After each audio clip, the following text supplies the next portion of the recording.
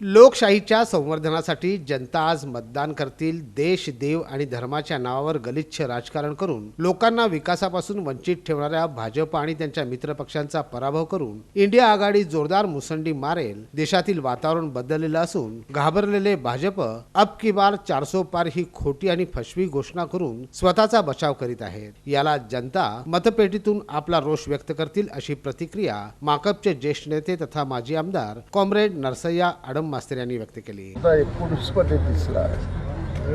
तर मला एकच तुम्ही उदाहरण घ्या, 19 जानेवारीला आमच्या कार्यक्रमात आले, किती प्रचंड गर्दी होती। त्यानंतर ओम मैदानावर त्यांनी सभा घेतली, किती गर्दी होती याच्यावर तुलना तुम्ही करा। हळूहळू मोदीवरचा विश्वास कमी होत आहे।